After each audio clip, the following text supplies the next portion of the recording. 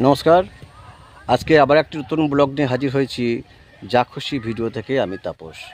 তো এদিকে পেরিয়ে যাচ্ছিলাম, তো এখানে একটা নতুন খবর শুনলাম যে দীর্ঘ 8 মাস আগে একটা মূর্তি চুরি হয়ে গেছিলো, সিংহবাহিনীর মূর্তি। তো আজ সেই মূর্তিটা সেটা আবার ফিরে এসছে। তাই সেটা করার জন্য আমি এখানে একটু দাঁড়িয়ে গেলাম। আর এখানে সেই মন্দিরের সামনে সেই মূর্তিটা রাখা রয়েছে। তো আপনার সঙ্গে থাকুন, দেখুন যে আজকের ব্লগটি খুব গুরুত্বপূর্ণ একটা ব্লগ। আর এটা হচ্ছে বীরভূম জেলার পাঁচ থানার অন্তর্গত ওমপুর গ্রাম পঞ্চায়েতের একটি গ্রাম ইগরা, সেখানেই আমি এখন রয়েছি। তো সঙ্গে থাকুন। তো যে মূর্তিটা চুরি হয়ে গেছে তার সম্বন্ধে কতদিন আগে চুরি হয়েছিল, বা এটা 8 মাস আগে চুরি হয়েছিল। 8 মাস আগে চুরি হয়েছিল। 8 মাস আগে। তো মোটামুটি আমাদের ঠাকুর ছিল গণেশ, হ্যাঁ, একটা ছিল সিংহবাহিনী, একটা মহিষমর্দিনী। এই 3টে ঠাকুর ছিল। আচ্ছা, এই 3টে ঠাকুরই আমাদের বহু কাল থেকে আমরা পূর্বপুরুষরা পুজো টুজো করে আসে। আচ্ছা, আমরাও সেই তুলনায় ধারাবাহিকভাবে পুজো করছি। হ্যাঁ, এমনিতে আমাদের প্রতি সময়ে যারই কোনো কাজকর্ম হয় বাড়ির, তারা এই ঠাকুর নিয়ে যেতে পারে। নিয়ে গিয়ে তার বাড়িতে পুজো টুজো করে আবার সেইভাবে এনে ফেরত দিয়ে যায় ঠাকুর বাড়িতে। আর আমরা জানি না যে এই ঠাকুরের কিসে দিয়ে তৈরি। আচ্ছা, এটা আমাদের সবাই কেউ জানে না। প্রত্যেকটা মানুষ পূর্বপুরুষ যারা ছিলেন তারাও কেউ বলে যায় না যে এই ঠাকুর কতদিনকার পুরনো। আমাদের পূর্বপুরুষ যে কালীপদ চট্টোপাধ্যায়, তাদের কাছ থেকে মোটামুটি আমরা সব জেনেছি বা পুজো টুজো করে আসছি।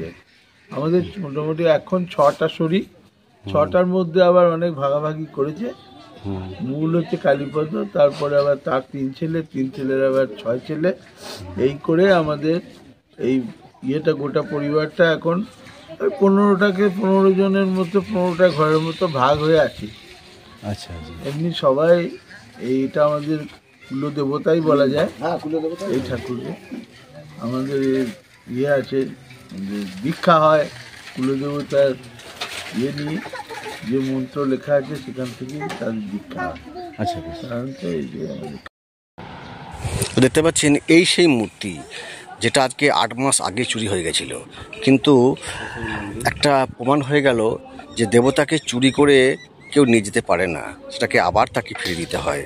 তো সেটা আবার ফিরে আসছে। এই যে এটা সেই মন্দির। আর এখানে দেখতে পাচ্ছেন এখানে সারি সারিভাবে মহাদেব রয়েছেন, আর এখানেই থাকতেন সেই সিংহবাহিনী। হ্যাঁ, ঠাকুর আমরা আজকে পেয়েছি। সঙ্গে থাকুন। আচ্ছা, এবং একটা কলা আছে ঝোপের মধ্যে, ওই একটা প্যাকেটে, মানে কাপড়ের প্যাকেটে মুখ বাঁধা অবস্থায় ফেলে রেখেছি। মুখ বাঁধা অবস্থায় ফেলে রেখে গিয়েছিল।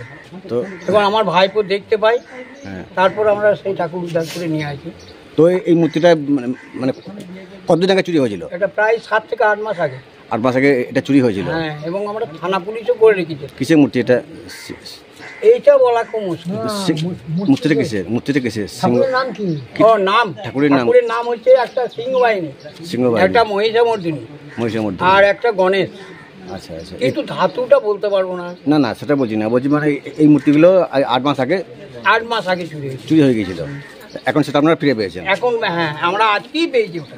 আচ্ছা, আজকেই আমরা ওটা পেয়েছি।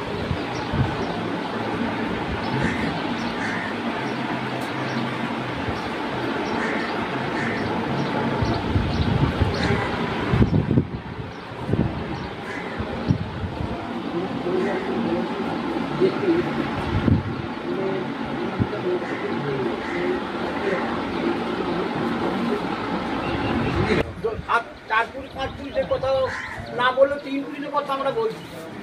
আমার দাদুর বাবা বলে